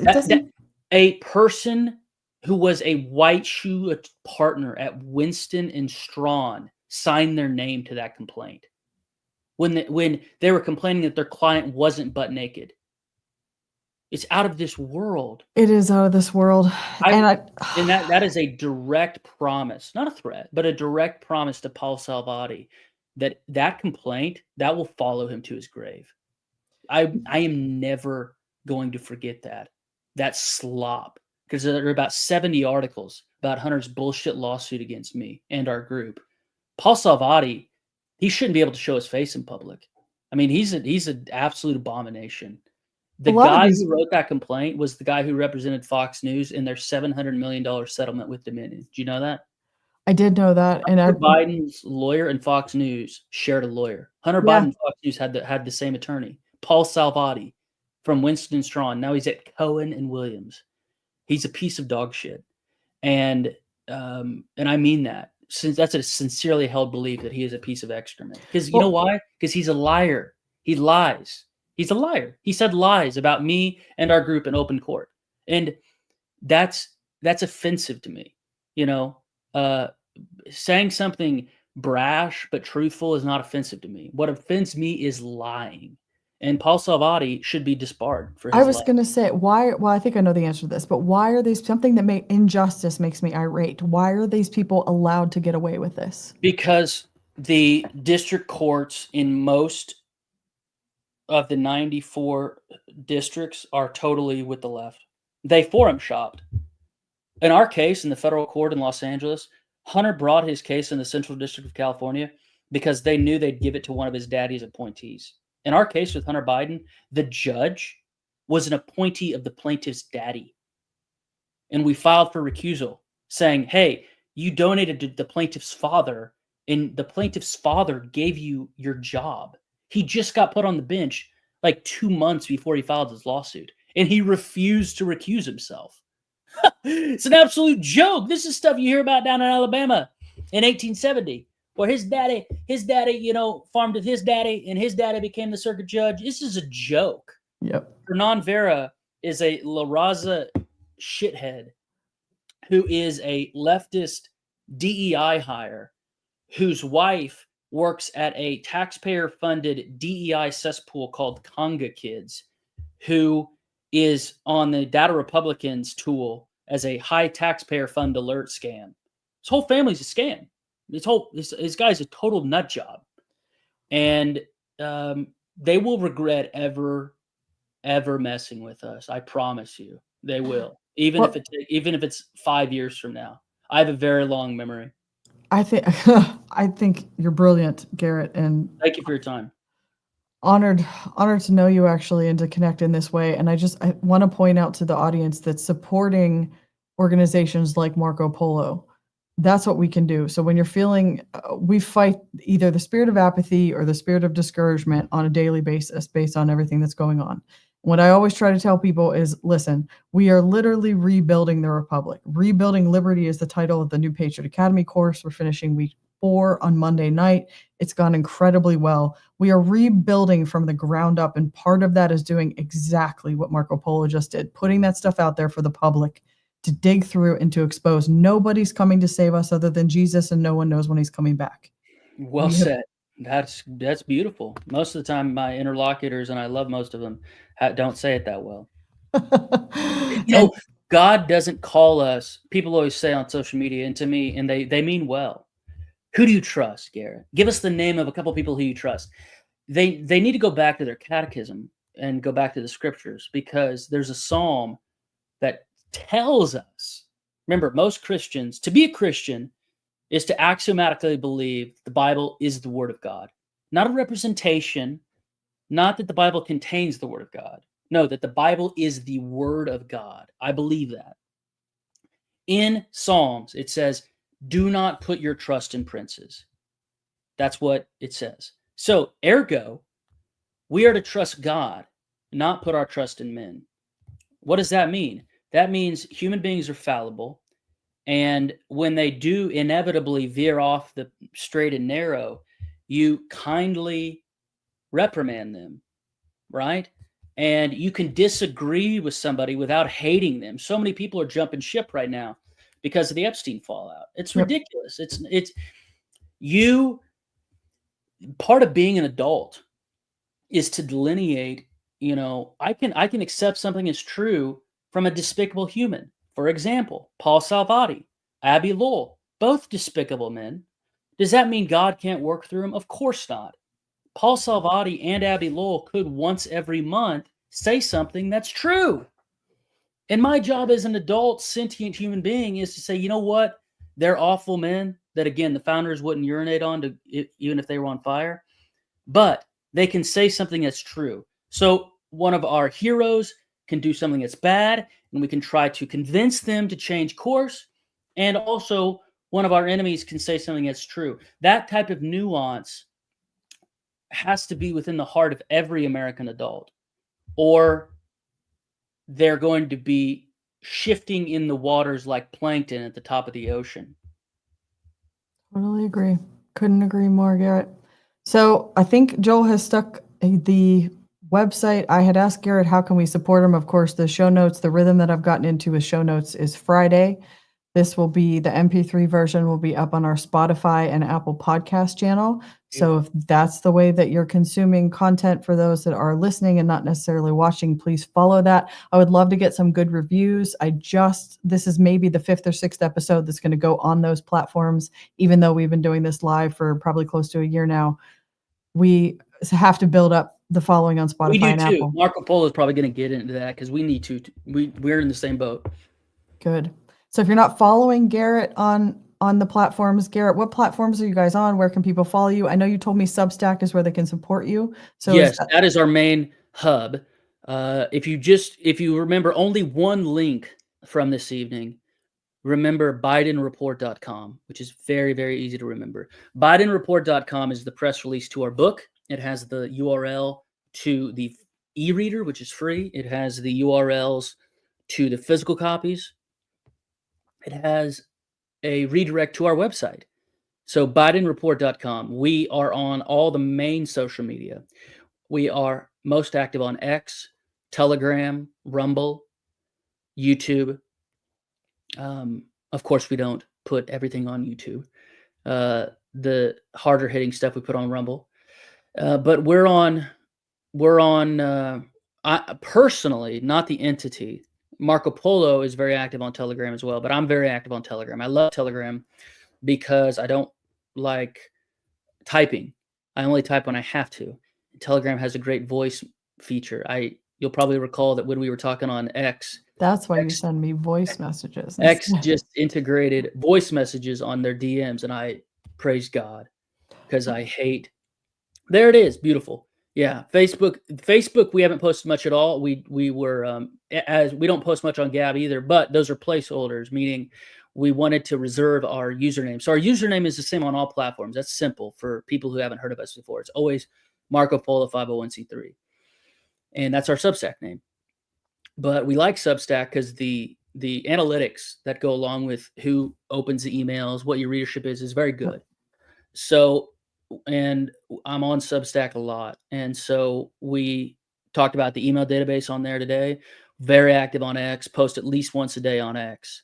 And again, I would just urge everybody to become, you talked about activism and what every person can do, regardless of their resources. Dig into the primary source documents. Dig into that because that's rare. That's what's going to separate you. The founders would have done that. Yep. The founders would have gotten very in the weeds. There's no such thing as being too in the weeds. Some interviews I do, and I'm talking about certain legal concepts. Like right now, we're in the Ninth Circuit Federal Court of Appeals, trying to get a portion of our legal fees reimbursed from the former first fail son, the felon, Hunter Biden. And I'll talk about, the Erie Doctrine, which is a Supreme Court precedent. And some interviewers will be like, no, don't get in the weeds. And I'll be like, I didn't know there was like a ceiling level. People need to get in the weeds. Yes, they do. They need to get into the weeds. They need to know the biography of your representative. You should be able to say what is the biography and the priorities of your state and federal representative. Start there. If you do nothing else, over the next week, know everything that you can about who represents you in Washington and in your state capital. That's a very easy, attainable goal that everybody can do in the next week, and it'll pay dividends. Love it. That's what I'm thinking about. The Biden laptop that we can search on your new site is coming up on the midterms. If there's people we want to primary, or especially Josh Shapiro, let's search him. Oh, I bet he's in there. Yeah, I bet he's in there. We had somebody in 22, right after the book was released, I saw an ad for a Senate race in Nevada. Adam Laxalt was running. Don't know Adam Laxalt. Some people don't like him. Some people like him. I don't know anything about him. Never spoke with him. They were using our site on a television ad. I was watching the television ad for the Nevada Senate race, and there it says BidenLaptopEmails.com. Well, guess what? Some probably 25-year-old on their staff was smart enough to search Adam's opponent in the emails, the incumbent senator from Nevada, Debbie Masto. And sure enough, her and her husband are in 50 of the emails. Her husband is emailing Hunter trying to get security contracts for when Joe visits Nevada. Her husband runs a security firm, and they wanted the Secret Service to contract with them when Joe did events in Nevada. So Adam Laxalt was a brilliant thing. Because what did Masto do? It's all true. Her husband was trying to grift while Joe was in office, trying to get government contracts. Oh, I can't stand it. I can't stand it. So that's glorious primary source material. And there might be a statute violation there. Because remember, Hunter Biden, and people will get this if they read the book, Hunter Biden never stopped being a lobbyist. What Hunter Biden stopped, because this whole story about Hunter gave up his lobbying clients when his dad became the vice president. That's fairy dust. That's BS that NBC will tell you. What the truth is, which is in our book, is that Hunter stopped registering.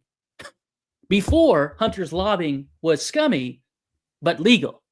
After his dad became the vice president, Hunter's lobbying became even more scummy and illegal.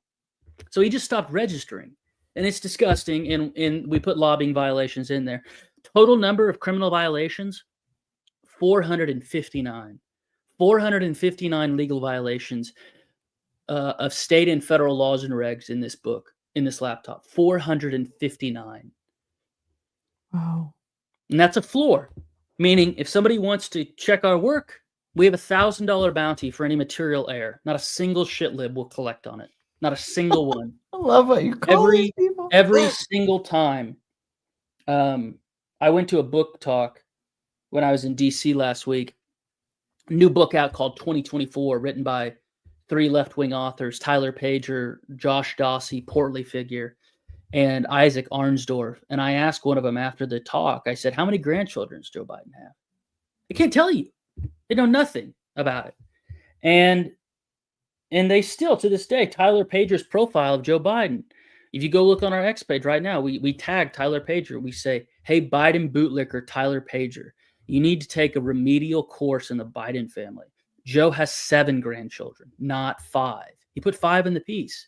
And then in response to that tweet, we said, hey, for this remedial course in the first family, we suggest our book.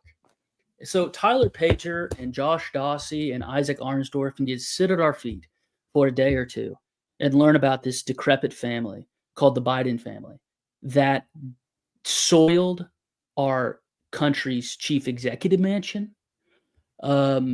They're a trail of tears. I'll play on a Jacksonian phrase. The Bidens leave a trail of tears wherever they go. There are their absent fathers, their judgments, their liens. It's a total wreck, total train wreck. Joe's maybe the worst father to ever be president. You know, I'm a presidential nut. I know a lot of facts about everything. One of my most favorite presidents that's least liked and probably didn't do a very good job, his name's Franklin Pierce. He's always voted the most handsome president and the most engaging. Franklin Pierce he was great interpersonally. I love Franklin Pierce. And Joe, though, and Franklin Pierce had a horrible term because he saw his son get decapitated after he was elected, but before he was inaugurated. It ruined his wife. His wife had seances in the White House. Do you know this? No. His wife held seances in the White House. So did Lincoln's wife. Both of them lost boys. Losing a child is terrible, of course, but there's something about a mom losing her son that make them go nuts. And for good reason, right? I'm not saying that I wouldn't do the same. I wouldn't hold seances because I'm a Christian. But Franklin Pierce's wife was nuts. She held seances in the White House because on the train ride back from like the election party, they got in a train wreck and his son was decapitated right in front of him. Oh my gosh. All 3 of his sons died. Franklin Pierce had 3 sons. All 3 of them died before he became president. So I go into that to say, I know presidential history. I know it very well. Am I an academic? No. But I do know that based on my survey of it, Joe is the worst father to ever be president. Think about all the stuff. Trump was obviously a man's man. You can't deny that. He probably played grab ass too much in his 30s and 40s when he was single. He's a man's man. He's a visual creature. He likes beautiful women. But one thing you can't say about Trump is that he was a bad dad. All 5 of his kids adore him. Accurate. All 5 of them are not complete F-ups. Yep. What is going on with Joe? All of his adult children are drunks and addicts, and they showered with him. Yeah, not to mention he's probably a pedophile. This guy's a total wreck. This guy's a total shit dad. You know, and Hunter, imagine if you knew that your son was an addict. It's your job. You never stop being a parent, even if your kid becomes an adult. If I'm Joe and I know Hunter struggles with blow and women, why is he allowing Hunter to serve on the board of an international energy company, sending him $166,000 a year, where he can blow it on hookers and crack? What is Joe doing?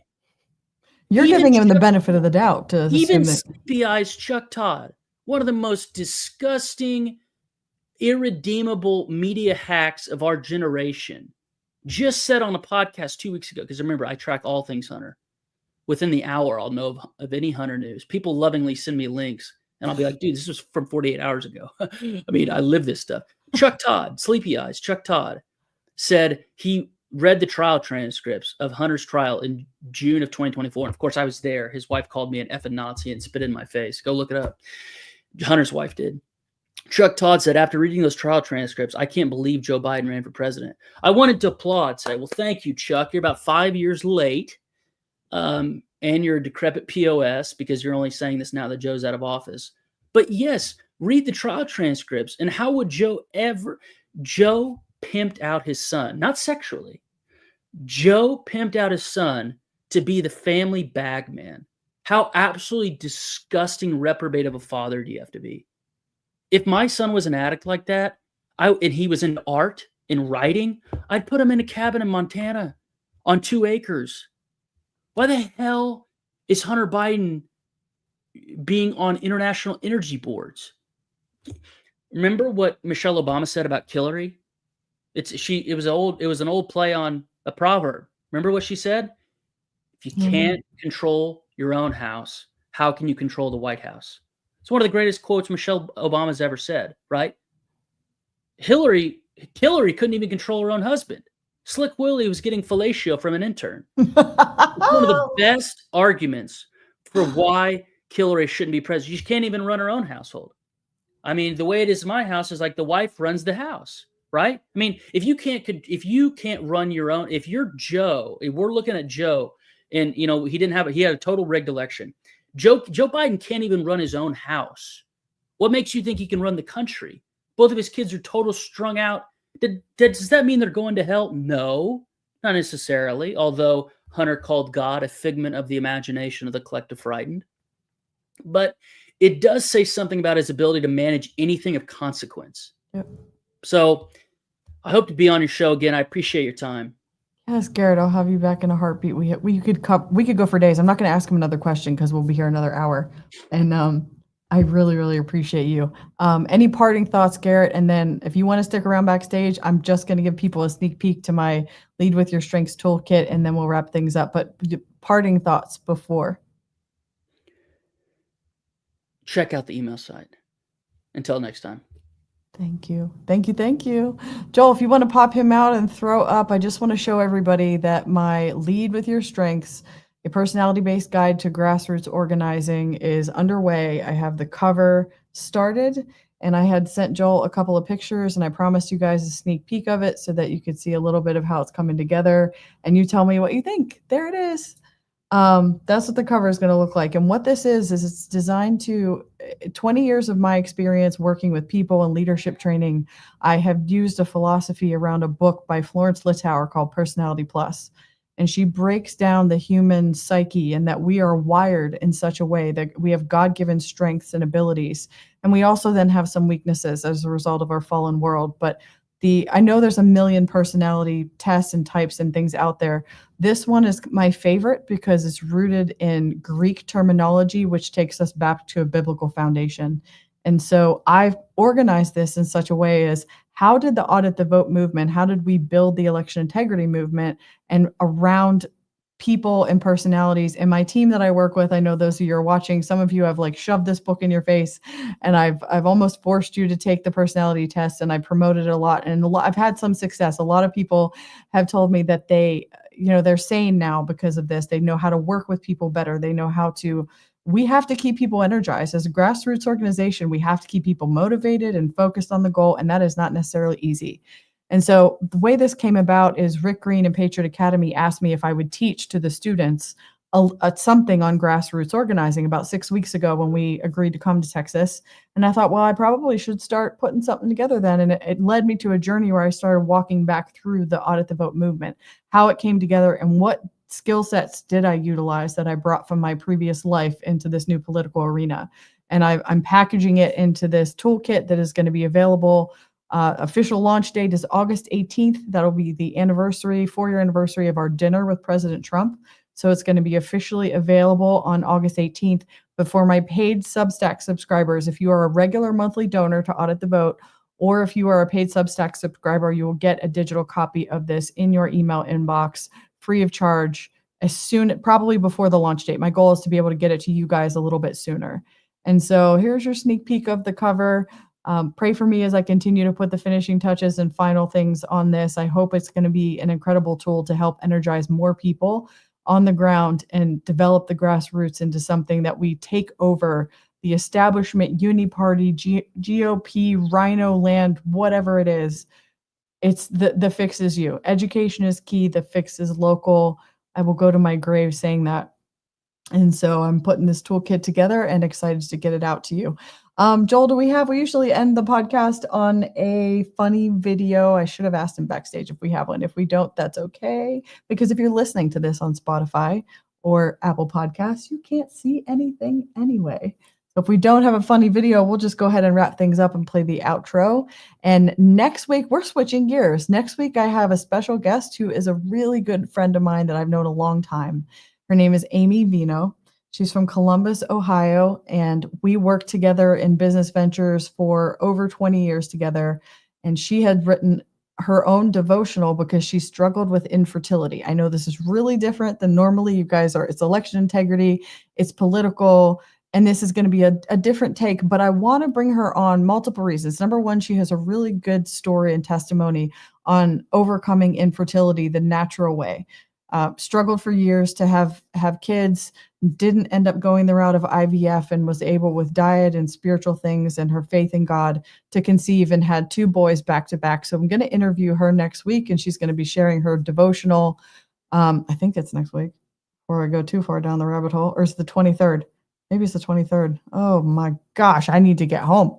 Texas is wearing me out. I think it's next week that it's going to be Amy, and you're going to get to hear her story, and she'll probably have some stuff to share with you that she has known me a long time. Amy and I have been friends since we were in our early 20s. And anyway, Ohio. So the reason I want to have her on, and this ties in politically, is because it's very disheartening that Ohio passed the abortion amendment to the Constitution, solidifying it. And it's a issue that's near and dear to her and I's heart. And she has such a good overcoming story that we're going to get to share with you next week. So I hope you'll tune in for that. And then I'm working on a boatload of guests to line up for the rest of the summer to bring you guys actionable things that you can do, bold truth, but something that you can take action on, get active. Of course, I'm in the Tavern, Patriot Academy. We are rebuilding Liberty. Can't wait for week 4 next week, even though I'll be back in Pennsylvania. I will miss Texas, but the Commonwealth is calling me home. So, Joel, I'm assuming there's no funny video, which is totally fine. So we'll go ahead and play the outro. I will see you guys next Wednesday night, 9 p.m. Eastern with Amy Vino. Have a great week, Patriots.